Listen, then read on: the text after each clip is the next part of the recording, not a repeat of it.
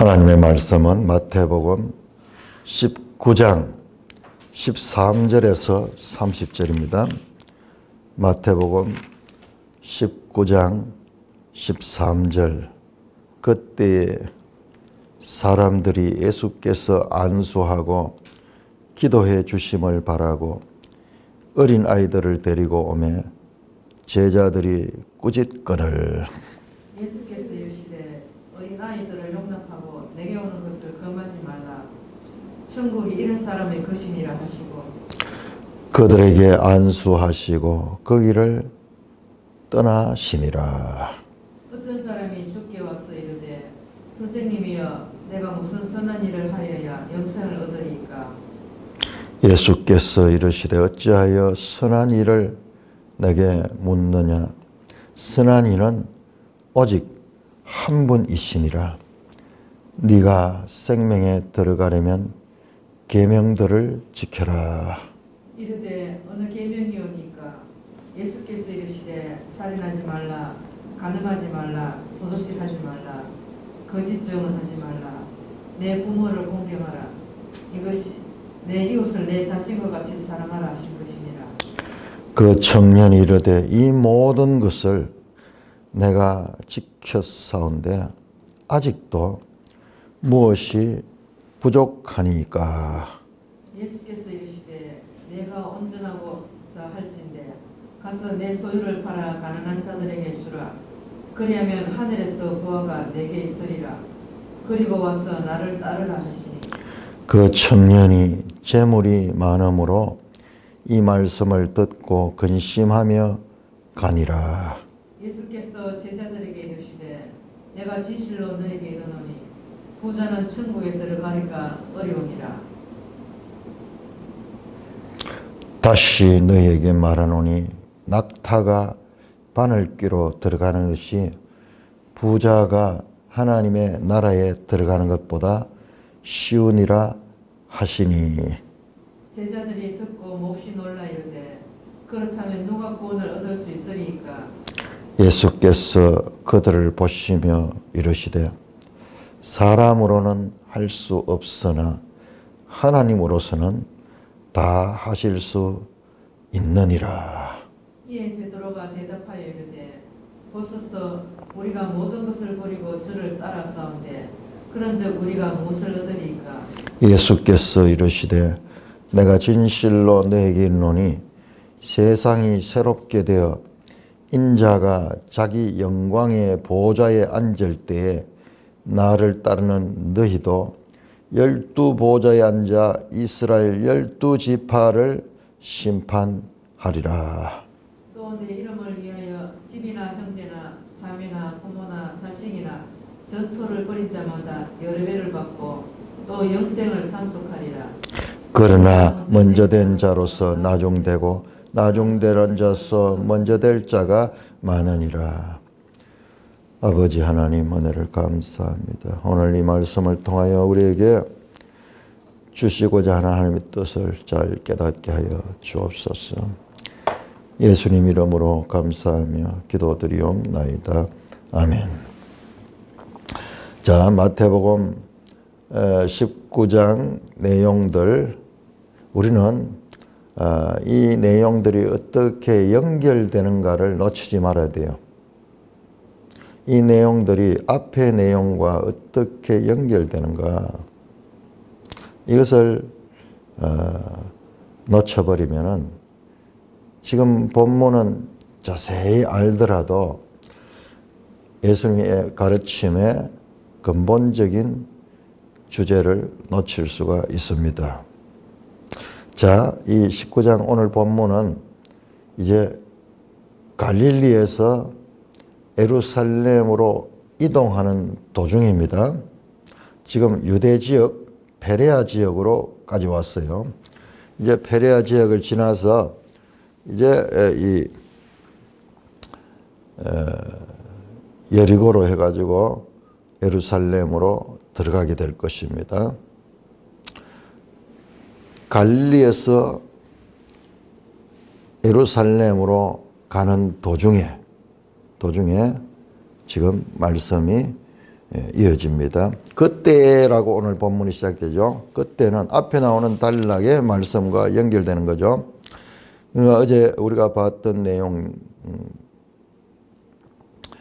결혼에 관한 내용, 이혼에 관한 내용, 그 내용과 연결되는 말씀입니다. 결혼을 하게 되면은 결혼을 통하여 자녀가 생기게 되죠. 우리가 어제 봤던 말씀 가운데 이제 독신주의를 하는 분, 그런 사람은 특별한 은사가 있는 사람은 독신으로 하나님을 섬길 수가 있겠지만은, 그러나 보편적인 권면 아니죠. 자, 그 내용과 연결해서 독신이 아니고 이제 결혼해서 사는 사람들 가운데 아이들이 나죠. 아이들이. 여러분들, 우리 인류는요, 보통 여자 한 사람이 아이를 몇 명 정도 낳느냐 그러면은 10명 이상 낳습니다. 가임 기간 동안에 뭐 15명, 뭐 16, 이 결혼하고 가임할 수 있는 그 기간을 보면 어떤 경우는 20명도 될 거예요. 엄청나게 많이 놓습니다. 근데 오늘날은 완전히 이게 지금 인류 역사상 이런 시대가 없었습니다. 그러니까 언제든지 동네에는 가면은 어린아이들이 바글바글 건 거예요. 한번 생각해 보세요. 한 집에서 부모가 자녀들 10명이 있다고 생각했다. 물론 이제 그 애들이 태어나가지고 죽는 애들도 많았어. 그럼에도 불구하고 7, 8명 보통 뭐 이렇게 되고 10명 이상 되는 데도 있고, 그러면 어떻게 했어요? 동네 가는 데마다 애들이 바글바글 가는 거예요. 우리 어린 시절에 그랬어요. 동네 애들이 얼마나 바글지. 바글바글. 수가 많고, 그 다음에 애들은 또 양육해야 될 존재이기 때문에 그 부모들이 무자식이 상팔자다 하는 말이 나올 정도. 자식이 많으면은 힘든 거예요. 그 입에 풀칠한다. 최소한 그들을 먹이려고 그러면은 그게 힘든 거예요. 그래서 나라에서도 어떻게 했냐 그러면은 인구 정책을 했는데, 얼마든지 자식을 놓지 못하도록 산하 제한 정책을 나라에서 주도적으로 행했습니다. 그래서 논문들도 많이 나왔어요. 그때 당시에. 내 친구 가운데 한 사람이 경제학과 다니는 친구인데, 그 친구 논문이 뭐냐 그러면 석사학위 논문이 인구 문제. 인구 때문에 우리나라가 못 산다는 거야. 너무 수가 많아가지고 수입은 제한되어 있는데 먹고 노는 사람은 너무나 많으니까 이 나라가 발전할 수 없다. 그래서 인구를 없애야 된다. 아니, 학자들의 학문적 결론한 게 참으로 어처구니 없을 때 있어요. 그때는 그게 다 맞는 줄 알았어. 근데 보니까 그렇지 않아요. 우리나라 인구가 더 많아야 돼요. 1억 명이 넘어가면은 내수 산업도 발전하고 그런 그게 있는데, 일본하고 우리하고 차이가, 일본이 우리보다 인구가 훨씬 더 많거든요. 1억 넘어갈 거는 1억 수천만 명 될 거예요. 우리는 아직까지 좀 부족해, 이게 내수하기. 지금은 그런 경제학자들의 다 이론들이 수정이 됩니다만은, 자, 그렇게 어린아이들이 많았다. 그러니까 어린아이들은 어디 가도 대접을 못 받는 거예요. 그래서 우리가 기억이 나는 이야기가, 애들은 가라. 약장수나 이런 사람들 오면은 애들은 많이 모여봤자 아무 이득이 안 되거든요. 그래서 애들은 가라 하는 이야기가 그렇게 흔하게 들리고, 오죽했으면 어린이날을 제정할 정도로 어린이들은 사회에서 무시당하고 천시당하고, 그리고 존재가 소홀히 여겨지는 그때입니다. 그 시대를 우리가 잘 봐야 됩니다. 오늘 이 본문은 좀 1세기를 배경으로 하지 않으면은 우리가 성경을 가지고 오해를 하게 됩니다. 그때에 이제 독신 이야기를 하고 결혼과 이혼 문제를 이야기하는 그때에 사람들이 어린아이를 데리고 왔다. 어린아이들 자발적으로 한 게 부모들이 이제 데리고 왔겠죠. 그러니까는 제자들이 꾸짖었다. 좀 이해가 안 되죠. 왜 제자들이 꾸짖어? 이해 안 되죠. 근데 그 과거에 1세기 때나 우리 어린 시절을 생각해 보면은 상상을 못 해요. 참 이거는 조금 그림을 그려야 돼요. 내가 다녔던 초등학교가 대봉 초등학교인데 초등학교가 그 이 작은 지금 학교 안에 학생 수가 몇 명 얼마냐? 5,000명이죠. 5,000명 학생 수가 한 학년에 12반까지가 있는데 한 반에 학생 수가 몇이냐? 82명 있어. 82명. 내 기억이 나요. 80 몇 번까지 있어. 그런데 그것도 오전반이 있고 오후반이 있어. 그러니까는 운동장에 쉬는 시간이 되면은 사람들로 인해 가지고 바글바글 가닥 콩나물 시루같이 차 있어요. 버스를 타도 콩나물 시루고 학교에 가도 그렇고 어디 가도 막 사람이 너무 많아. 그래서 유명한 소설은 서울은 만원이다 하는 그런 소설가의 소설도 있고. 그러니까는 뭐 자동적으로 결혼하면 애들을 그만큼 놓고 이러니까 인구가 막 매년 불어나는 거예요. 그 제자들이 꾸짖는 것을 우리가 그런 배경을 생각해야 돼. 애들이 막 바글바글 하면서 그러니까는 애들이 와가지고 뭐 아무 이득도 안 되니까는 그 애들을 꾸짖었다. 이야, 이게 왜 이런 일이 있을 수 있는가? 아니, 그건 요즘 생각이고 과거에는 이런 일들이 비일비재합니다. 비일비재. 제자들이 지나치다. 그렇게 보는 건 요즘 생각이에요. 제자들은 어린아이들을 하찮고 귀찮은 존재로 대했지만 그건 예수님이 특별한 거예요. 그 제자들을 보고 예수님께서 어린아이들을 용납하고 내게 오는 것을 금하지 마라. 천국이 이런 사람의 것이니라 하셨다. 이 자체가 완전히 쇼킹한 말씀이에요. 그야말로 역설. 당시의 고정관념을 완전히 무너뜨리는 역설입니다.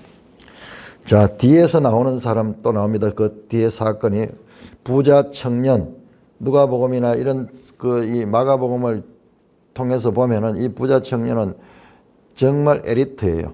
관리고 요즘으로 치면 아주 이 고급 관리에다가 재산도 많고 지식도 많은 최고의 그 당시에 이 엘리트층에 속하는 청년이에요. 이 청년은 이런 사람이 오면은 돈이 돼. 이런 사람이 오면은 뭔가 그럴듯해 보여. 그렇지만 어린아이들은 저거 와가지고 바글바글 해봤자 아무 소용없어. 근데 예수님께서 이 어린아이들을 대해서 제자들을 오히려 나무라며 어린아이를 하나하나 그들에게 안수하시고 그들을 떠났다.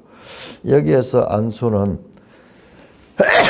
축복 같은 그런 거죠. 무슨 아파가지고 뭐 치유해주는 이런 것보다는 그게 예수께서 안수하여 그 기도해 주심을 바라고 데리고 왔다. 애들에게 복을 빌어달라고 그렇게 왔던 것 같아요. 그걸 귀찮게 여기지 않고 하나하나 다 안수를 하셨다.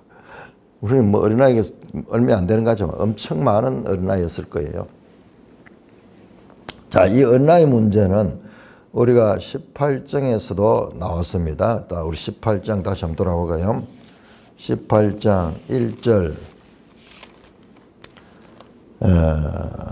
지금 보세요. 이 주제가 어떻게 연결되는가? 그때 제자들이 지금 똑같네. 이것도 그때 사람들이 제자들이 물었죠. 천국에서 누가 큽니까? 그러니까 예수께서 한 어린아이를 불러 그들한테 돌이켜 어린아이같이 되지 않으면 천국에 들어가지 못한다. 이 어린아이같이 자기를 낮추는 사람이 천국의 큰 자니라. 그렇게 이야기하면서 제자들의 가치관, 세상과 다른 제자들, 즉 교회 안에서의 인간관계의 그 역설을 말합니다. 세상과 반대되는 큰 자가 섬기는 자고 큰 자는 어린아이 같이 자기 계산을 하지 않는 자다. 그 말씀을 가르쳤죠. 그러니 다시 한 번 더 강조합니다. 이 어린아이들을 용납하고 내게 오는 것은 천국은 이런 사람의 천국이 이런 사람의 것이다. 어린이들은 부모에 의하여 의존적인 그와 같은 삶을 살 수밖에 없습니다. 독립되어서 자기 주장을 할 수 있는 그런 존재들이 아니죠. 다시 한번 지금 제자들을 가리키는 거예요. 그 천국은 이런 어린아이 같이 의존적이며 그리고 겸손한 자들, 겸손한 자들. 우리 앞에 8장에서 11장에서 또 나왔으면 11장 예수님께서 그 바리새인이나 이런 사람들을 앞에 두고 이 슬기롭고 지혜로운 자들께는 감추시고 오히려 어린아이 같이 순진한 자들에게 계시해 주시니 감사합니다. 그러면서 예수님께서 제자들을 어린아이 같이 그렇게 생각해서 순수한 존재들, 순수한 존재. 지혜롭고 슬기는 자, 자기가 좀 안닥하고 종교적인 그런 캐리어를 가진 사람보다도 어린아이처럼 순수한 사람들이 하나님의 뜻을 계시받는다 하면서 11장 25절에서도 말씀했습니다. 반복해서 지금 이게 계속 나오는 거예요. 천국에는 이런 어린아이 같은 존재들이 그 천국 백성이 된다. 그들에게 안수하고 그 길을 떠났습니다. 천국은 세상과 가치관이 다르다. 어린아이같이 약하고 힘없는 사람들이 환영받는 곳이다. 그렇게 말씀하십니다. 자, 그런 다음에 어떤 사람이 주께 와서 이르되 선생님이여 내가 무슨 선한 일을 하여 영생을. 어린아이처럼 이런 존재가 아니고 이번에 아주 멋있는 청년이 나왔어요. 우리 마태복음에는 이 사람에 대해서 그냥 부자였다는 것밖에 나오지 않지만은 누가복음이나 이런 데 보면은 관리고 엘리트예요. 엘리트예요. 그리고 아주 종교적인 열심도 있는 사람이고 세상이 봤을 때 슬기롭고 지혜롭고 완전하다고 생각되는 그런 모델이 나옵니다. 어린아이와 대조되죠. 대조됩니다. 선생님이여 내가 무슨 선한 일을 하여 영생을 얻으리까 그렇게 묻습니다. 예수님께 주님이라고 말하지 않고 선생님이다. 디다스칼로이, 디다스칼로스. 내가 무슨 선한 일을 하여 영생을 얻으리까. 선한 일. 자, 이게 바로 좋은 것 할 때 같은 단어 아가토스예요. 아가토스. 내가 무슨 선한 일을 하여 영생을 얻으리까. 레위기 18장 5절을 우리 한번 찾아볼까요? 지금 이 청년은 모세의 이 법을 가지고 말씀합니다. 레위기 18장 5절 너희는 내 규례와 법도를 지켜라. 사람이 이를 행하면 그로 말미암아 살리라. 나는 여호와니라. 하나님 법을 지키면 산다는 거예요. 그러니까 그 말씀을 가지고 지금 이 부자 청년이 찾아왔습니다. 참 대단하죠. 부자 청년이 뭐 아쉬울 게 없기 때문에 예수님 앞에 나올 필요가 없을 텐데 그래도 뭔가 갈망이 있어서 내가 무슨 선한 일을 하여야 영생을 얻으리까. 이 청년은 자신의 행위를 통해서 영생을 얻을 것이라는 생각을 가지고 그렇게 말합니다. 자, 우리 오늘 본문을 번역을 하면서 원래는요, 이 본문이 어떤 사람이 나오기 전에요, 바로 보라, 카이두, 그리고 보라, 이 표현이 됐어요. 거의 다 빠졌어, 우리 번역에서는. 자, 이게 왜 중요하냐 하면은 마치 드라마에 어떤 그 역할을 맡은 사람이 탁 나오듯이 이런 때에 보라, 어떤 사람이 준비됐던 것처럼 그렇게 나와. 그러니까 이 메시지가 있는 일이다 이 말이야. 이 사건이. 이 사건 자체가 아주 중요한 메시지를 가진 일이다. 하나님의 이 연출에 있어서 준비된 그와 같은 사건이다. 그런 의미가 강하게 나타나고 있습니다. 이들은 부모의 손에 이끌려서 예수님께 나왔을 것이지만은, 그러나 이 청년은 그렇지 않아요. 혼자서 아주 옷도 잘 차려입고 그렇게 멋있는 청년이 예수님을 찾아왔습니다. 예수께서 이르시되 어찌하여 선한 일을 내게 묻느냐. 선한 이는 오직 한 분뿐이다. 네가 생명에 들어가면 계명들을 지켜라. 선한 일, 아가토스는 오직 한 분, 하나님만 선하시다. 그러면서 하나님만 높이고 네가 생명에 들어가려면 영생을 얻으리까? 이런 질문은 처음입니다. 마태복음에서 영생이라는 단어가 처음 나와요. 요한복음에서는 영생이 1장부터 해서 영생이 쭉 나오죠. 이 모든 것을 기록한 것은 너희로 영생을 얻게 하려 함이라. 영생, 영생으로 시작해서 영생으로 요한복음에는 나오지만은 마태복음에는 이 영생이라는 단어가 아주 절제되어 있습니다. 지금 여기 처음 나와요. 질문이 대단하죠. 영생을 얻는다는 건 천국에 간다는 것과 같은 의미죠. 예수님께서 계명들을 지켜라. 그러니까 이 청년이요, 어느 계명입니까? 어떤 계명을 말합니까? 예수님께서 이럴 때 살인하지 말라, 간음하지 말라, 도둑질하지 말라, 거짓 증인하지 말라, 네 부모를 공경하라. 그런 계명, 구체적으로 10계명을 가리킵니다. 뿐만 아니라 마지막에 내 이웃을 내 자신같이 사랑하라. 이건 10계명이 아니죠. 레위기 19장 18절 말씀. 그걸 가지면서 이웃과의 관계, 대인관계입니다. 이게 10계명 가운데서 5계명부터 순서는 다르지만은 이게 5계명부터 9계명까지예요. 5계명에서 9계명까지. 10계명 가운데서 마지막 계명이 빠져서 마지막 계명이 뭐냐 그러면은 내 이웃의 것을 탐내지 말라. 탐내지 말라. 탐심에 관한 말씀. 탐심에 관한 말. 그 말씀만 빠지고 그 다음에 1에서 4계명 대신관계, 하나님과의 관계에서 지켜야 될 것, 우상 숭배하지 말고 하나님 이름을 망령되이 일으키지 말고 안식일을 지키고 다른 신을 섬기지 말고, 이 대신관계에 대되는 1계명에서 4계명까지는 말씀하지 않고 5계명부터 9계명까지 말하고 그 다음 마지막 계명 탐심에 대해서는 말씀하지 않습니다. 그러니까 이 청년이 자신 있게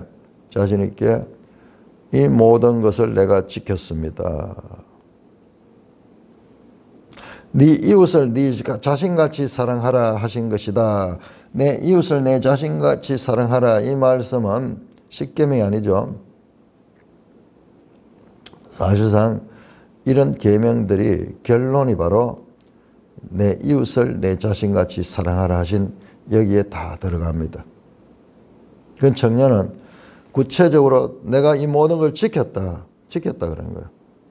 그런데 내 이웃을 내 자신같이 사랑하라, 이것은 참 지키기가 쉽지 않은 거예요. 다른 그런 간음하지 말라, 뭐 살인하지 말라, 뭐 부모를 공경하라, 뭐 이런 것들은 우리가 할 수 있습니다. 구체적으로 할 수 있어요.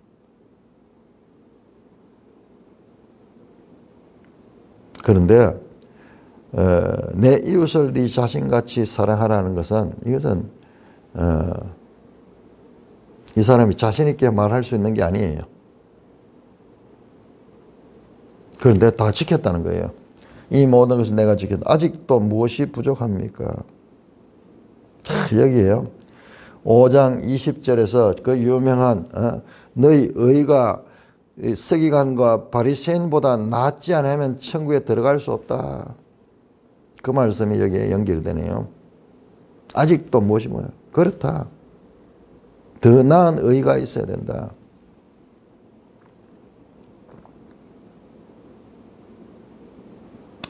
그는 지금 자신의 의를 가지고 주님 앞에 나왔습니다. 더 나은 의가 있어야 된다. 예수께서 이르시되 네가 온전하고 네 소유를 팔아 가난한 자에게 주라. 그리하면 하늘에서 보화가 되리라. 이 청년에게요. 네 소유를 팔아가지고 가난한 자에게 주고 그리고 와서 나를 따르라. 그렇게 말씀합니다. 그 청년이 재물이 많으므로 이 말씀을 듣고 근심하여 따르지 못하고 갔습니다. 이 청년한테 문제는 뭐냐 그러면은 이 재물에 대한 욕심, 재물에 대한 욕심과 예수님을 따르는 것과의 비중 가운데서 재물이 많음으로 이게 십계명과 연관돼요. 십계명과 탐심과 연결되고 그 다음에 이 재물이 지금 예수님께서 말씀하지 아니하는 1계명에서 4계명까지 하나님과의 관계잖아요. 지금 재물과 하나님과의 관계가 어느 것이 더 중하냐. 그 가운데서 이 청년은 재물이 많기 때문에 거기에 비중을 더 두고 주님을 따르지 못했습니다. 자, 그런데 우리는 이 말씀을 잘 적용을 해야 됩니다. 우리는 이걸 일반적으로 우리한테 막 적용해버리면은 여기에 많은 오해가 나올 수 있는데, 자, 1세기 지금 이때는 제자들입니다. 제자들과 비교해야 됩니다. 제자들은 어떻게 나가면 예수님을 전적으로 따랐습니다. 가족과 자기들의 이 재산과 그런 것을 버리고 쫓았어요. 물론 그 가운데는 가족들도 함께 가던 사람들이 있어. 지금 세베대의 아들들은 보니까는 우리 앞에서 보니까는 그 어머니도 그 동참하고 있잖아요. 그런 사람들 있었지만은 그러나 다 버리고 떠났습니다. 이 청년이 예수님을 따라야지 그가 구원을 받는데 그는 그러게 하기에는 너무 재산이 많았는 거예요. 그래서 마태복음은 분명히 씁니다. 그 청년이 재물이 많음으로 이 말씀을 듣고 근심하여 떠나갔어요. 따르지 못하고. 자, 이 청년한테 부족한 것은 소유욕, 탐심, 그리고 이 물질과 하나님과의 관계에서 물질에 더 비중을 뒀기 때문에 그가 따르지 못했습니다. 자, 그러면 오늘날 우리 이 시대의 부자들이 뒤에도 나오겠지만 부자는 아무도 천국 들어갈 수 없다. 그런 말씀으로 하면은 그럼 크리스찬들은 전부 가난하게 살아야 되고 그러게 된다. 그런 생각이 나오기 쉬운데, 자, 이 말씀은요, 1세기에 이 1차적인 대상들에 적용되는 거지 그걸 우리한테 너무나 일반화시키면 안 됩니다. 사실 예수님의 질문 가운데서는 이 청년에 대해서 다 알고 있는 거예요. 너는 하나님 한 분을 섬기기보다는 네가 가지는 물질의 그 탐심이 너에게 더 크다. 만몬과 하나님과 둘 가운데 너는 만몬이 너에게 더 큰 이 비중을 가지고 있다. 그것을 드러내버리는 거예요. 이 청년이 영생을 얻기 위해서 종교적인 열심을 가했지만 그는 그 본질적으로 그는 하나님보다는 자신의 물질에 대한 더 많은 의지를 하고 있고 그 물질의 가치를 두고 있었다는 것이 드러납니다. 자, 이걸 오늘날 바로 적용시켜 가지고 물질이 많으면은 안 된다. 뭐 그런 식으로 봐서는 안 됩니다. 이어집니다. 그러니까 예수께서 제자들에게 이르시되, 이 일을 통해서 제자들에게 내가 진실로 너에게 이르노니 부자는 천국에 들어가기가 어렵다. 내가 다시 너에게 말하노니 낙타가 바늘기로 들어간 것이 부자가 하나님 나라에 들어간 것보다 쉬우니라. 불가능하다는, 부자가 들어갈 수 없다는 거예요. 자, 그러면 오늘날 뭐 부자는 전부 다 예수를 믿지 못하겠네요. 그런 식으로 적용하면 안 됩니다. 1세기에 예수님을 따르잖아요, 지금. 따르는 제자들과 이 부자 청년. 자, 여러분들, 우리가 이걸 놓치기 쉬운데요. 1세기 이 시대는 인류 역사상 가장 위대한 시대예요. 하나님이 사람이 되셔서 지금 직접 나타나셔서 그를 통하여 구원을 직접 받을 수 있는 그 시대였어요. 예수를 눈앞에 두고도 이 청년은 자신의 물질 때문에 그를 따르지 못하게 되는 그런 비극적인 인생의 주인공입니다. 이분이. 차라리 없었더라면 따르기가 더 좋았을 텐데. 자, 부자가 천국에 들어가기가 어렵다. 불가능하다는 거예요. 낙타가 바늘기로 들어가시 부자가 하나님 나라에 들어가는 것보다 쉽다. 그러니까 낙타가 어떻게 바늘구멍에 들어갈 수 있어요? 이거를 또 사람들이 이거를 너무 이 비유가 과장되니까는 이걸 좀 또 뭐 쉽게 하기 위해서 바늘기 하는 거, 이거는 작은 문을 이야기하는 거고, 낙타가 움츠리 꼬부리 가지고 들어갈 수 있는 뭐 그런 문이다 그러면서 그런 이야기를 하기도 하고 뭐 그리 하는데요. 그건 억지. 지금 예수님 말씀은 불가능하다는 거예요. 불가능하다. 비유적으로 불가능하다. 낙타가 바늘기로 들어가는 것이 부자가 하늘나라에 들어가는 것보다 쉽다. 그래, 할 수 없다는 거예요. 불가능하다. 왜? 그는 하나님보다도 그의 주인이 바로 물질이기 때문에, 그것이 강하기 때문에 갈 수 없다는 거예요. 그러니까는요, 제자들이 듣고 몹시 놀라 이르되, 제자들이 충격받은 거예요. 왜냐? 아니, 저렇게 모범적인 청년이 하늘나라에 들어갈 수 없다면은 누가 과연 구원을 받겠습니까? 그렇다면 누가 구원을 얻을 수 있습니까? 아무도 구원을 얻지 못하겠네요. 제자들이 듣고 몹시 놀라, 충격 그 자체겠죠. 제자들 스스로 봐도 저 청년과 자기들을 비교했을 때 오히려 저 청년이 자기들보다도 더 훌륭한 인물인데, 그가 구원을 받지 못한다면, 전혀 불가능하다면, 그럼 도대체 누가 구원을 받을 수 있을 사람이 세상에 어디 있겠는가? 충격 그 자체입니다. 듣고 몹시 놀라. 그렇다면 누가 과연 구원을 얻을 수 있습니까? 예수께서 그들을 보시며 이르시되, 사람으로 할 수 없으나 하나님으로는 다 하실 수 있느니라. 사람으로는 불가능하다. 그렇다.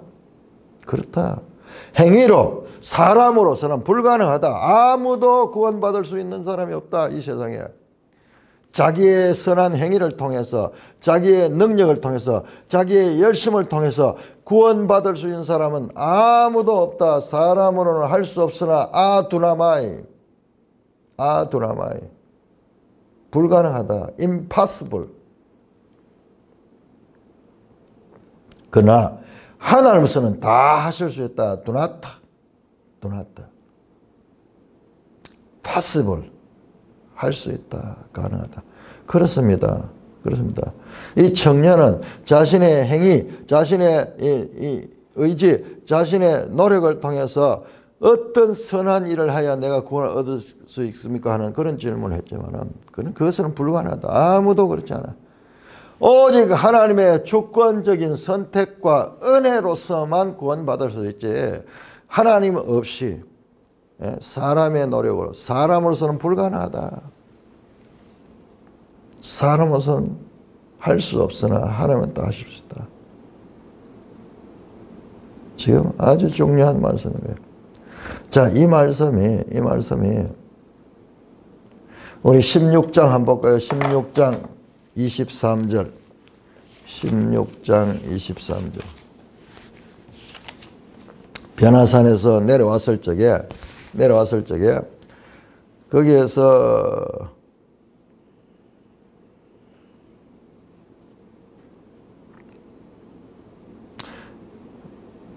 변화산에서 내려올 때가 아니고 예수님께서 베드로의 그 신앙 고백 이후에 그렇게 말합니다. 베드로가 예수님의 그 십자가의 길을 만류했을 때 사탄아 물러가라 너는 나를 넘어지게 하는 자다. 네가 하나님의 일을 생각하지 않고 도리어 사람의 일을 생각한다. 자, 마태복음에 흐르는 이 개념을 우리가 놓치지 말아야 이건 아주 중요한 것입니다. 하나님의 계명, 사람의 계명, 이것도 앞에서 나왔습니다. 사람의 계명으로 하나님의, 그 다음에 하나님의 일, 사람의 일. 자, 하나님으로는 할 수 있다. 사람으로는 불가능하다. 지금 이 이야기가 지금 큰 흐름으로 지금 이어지고 있습니다. 구원은 전적인 하나님의 은혜입니다.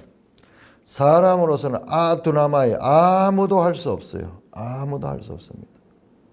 자신의 행위를 의지해 가지고 구원 얻을 수 있는 사람은 아무도 없습니다. 그러나 사람들은 이 율법을 잘 지켜서 내가 온전한 행위를 가지면은 내가 구원을 얻을 수 있겠지 이런 생각을 하는데 예수님 그 가르침에 그것을 다 깨뜨려 버린 거예요. 사람으로 할 수 없다. 하나님은 다 하실 수 있다. 자, 17장 우리 한번 17장 요 변화산에서 내려왔을 때 일어났던 17장 16절에서 20절 보시면요.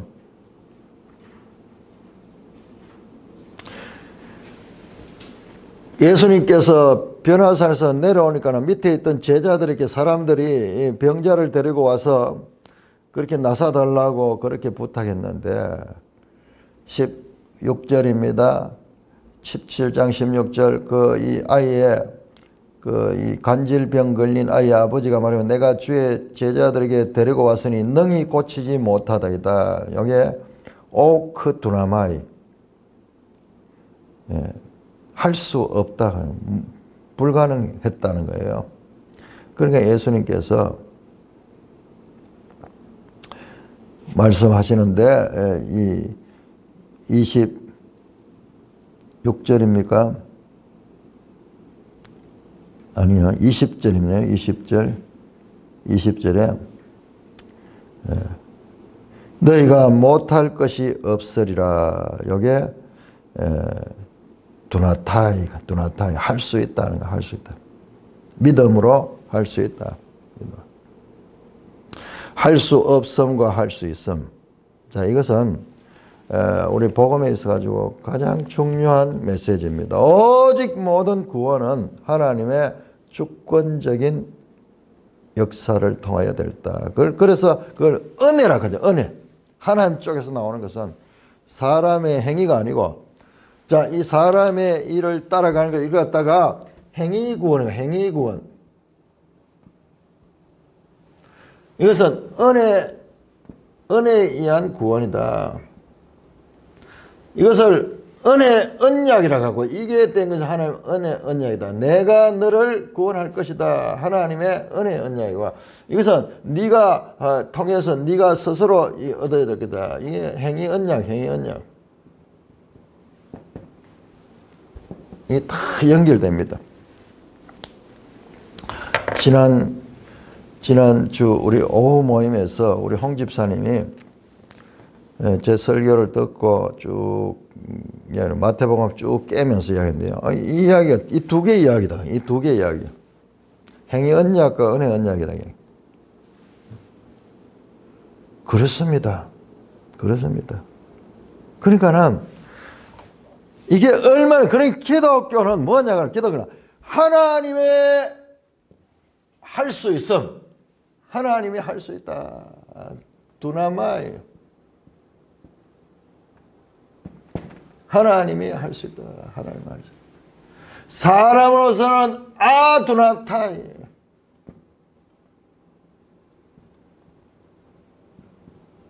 아두나마.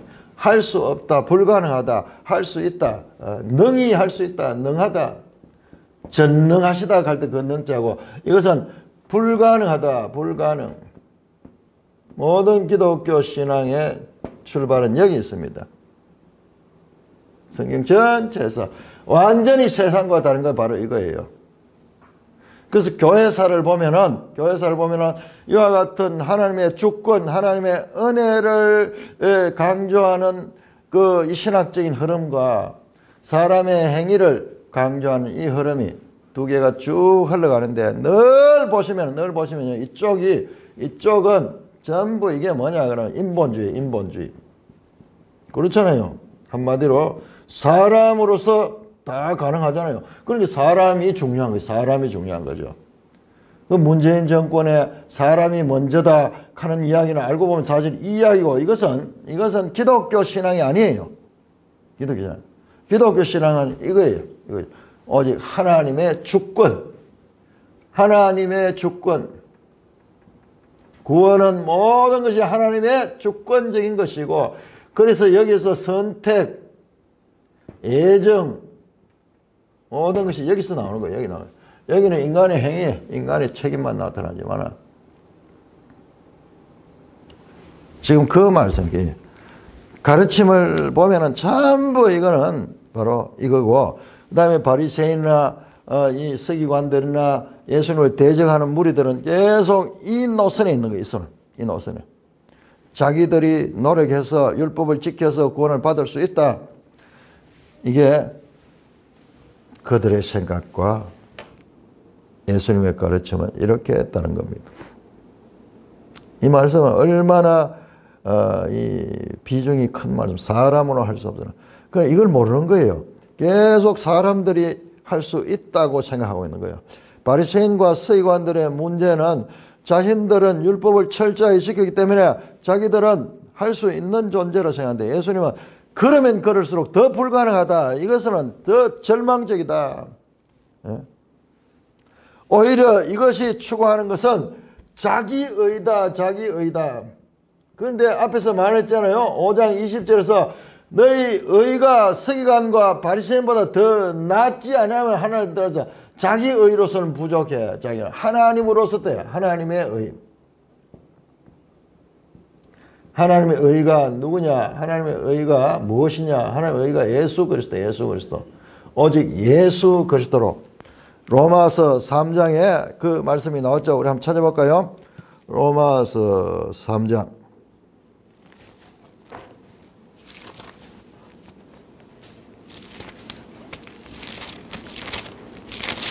율법 외에 로마서 3장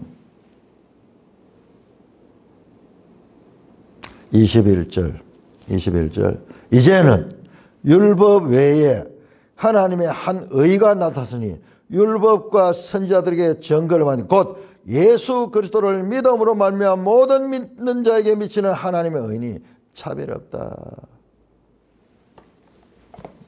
예수 그리스도가 하나님의 의예요. 하나님의 의. 예수를 통해서만 율법으로서는 할 수 없었어요. 왜? 율법이 좋은 것이지만은 인간의 죄성은 그 율법을 온전히 지킬 수 없습니다. 그래서 그럼 율법을 왜 주셨느냐? 율법은 우리가 죄인한 것을 알게 하는, 죄를 깨닫다. 자, 이거는 세상 어디에도 가르치지 않는 내용, 성경에만 나오는 내용이에요. 우리가 너무 이상하잖아요. 구약의 율법을 그렇게 주고 잘 지키라 해놔놓고는 그러면은 율법으로서 구원받을 수 없다면은 그런 율법을 하나님 왜 줬어? 계속 그런 생각인데, 그게 뭐냐 그러면은 그 율법이 우리를 죄인임을 알게 하는 거예요. 근데 이 바리새인이나 서기관들은 반대잖아요. 내가 율법을 통해서 내가 의롭게 된다고 말하고 있잖아요. 그러니까 이게 강하면 강할수록 점점점 하나님의 구원과는 멀어지는 거죠. 그래서 로마서 10장 3절에 그들이 하나님께 열심히 있으나 지식을 따른 것이 아니라 자기 의를 세우려고 힘써 하나님의 의를 복종치 아니했다. 그렇게 말씀하잖아요. 지금 이 말씀은 어마어마한 이야기예요. 왜 이스라엘 백성이 실패했는가? 구약 성경 전체에서 그렇게 하나님께서 그들을 불러내고 가나안 땅을 정복하게 하시고 그 다음에 율법으로 그 다스리게 했는데 이스라엘은 이제 해피엔딩이 되었는데 왜 이스라엘이 멸망했는가? 답이 없어요. 그게 뭐냐? 바로 사람으로는 할 수 없다는 것을 보여주는 거예요. 보여주는 거예요. 율법의 시대에 이스라엘 백성들은 율법은 좋은 것이지만 그들이 죄인됨으로 말미암아 그 율법을 지키지 못하니까는 그 결과로 그들은 추방되고 그들은 그 나라를 빼앗기게 되고 말았죠. 그런데 예수님이 오셔서 그것이 아니라 하나님의 의를 가지고 왔는 거예요. 사람으로 할 수 없으나 하나님은 다 하실 수 있다. 이 말씀이 가지는 넓이와 깊이와 의미는요, 상상을 초월합니다. 우리가 사도신경 할 때 제일 먼저 전능하사 천지를 만드신 하나님 아버지를 내가 믿사오며 할 때 그 전능하사가 바로 이 말씀이에요. 그 말씀에는 반대로 우리는 무능한 존재입니다. 우리는 죄인입니다. 이것이 전제가 되어 있는 거예요. 그러니까 오직 우리는 전능하신 하나님으로만 의하여 우리가 구원받을 수 있습니다. 하나님의 백성이 될 수 있습니다. 그 전제가 그 속에 깔려 있는 것입니다. 자, 오늘 말씀은 여기까지 보고요. 더 중요한 말씀이 나옵니다만 오늘 시간이 없어가지고 자, 이거 조금 더 깊이 살펴봐야 될 것입니다. 이어질 내용은 우리 다음 시간에 살피도록 하겠습니다. 찬송가 218장입니다.